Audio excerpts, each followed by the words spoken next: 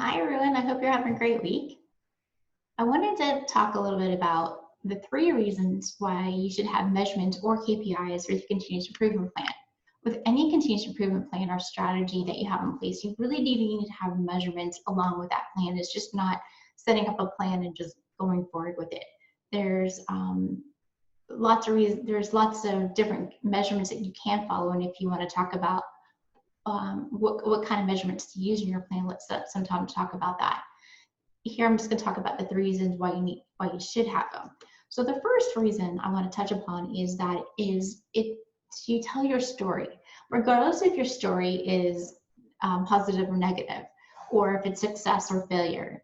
It's really important to be able to talk about your story and where you're at along your journey with your continuous improvement plan, regardless if it's for yourself or for your business or for your organization. The second thing is you have to know where you are at. So that goes along with being able to tell your story.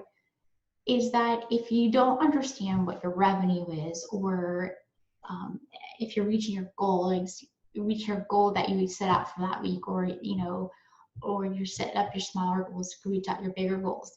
If you don't understand where you're at in your business or in your own continuous improvement plan, if it's for your career, you're not going to know if you're on track, and when you need to pivot, take a step back.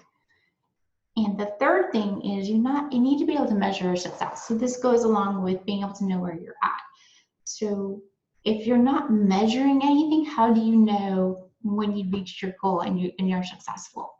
That's really important too, because remember I talked about this a few weeks, is that once you reach your goal, regardless if it's small or big, you need to be able to celebrate that. And there's no way you can celebrate that if you don't have your measurements in place.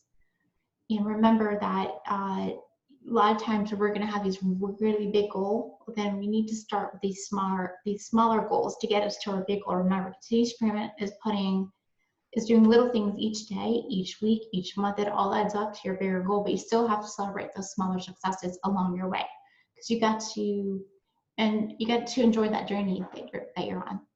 So if you have any questions about measurements and why you should use them, or any kind of measurements that you should be using in your business, let's set up some time to talk.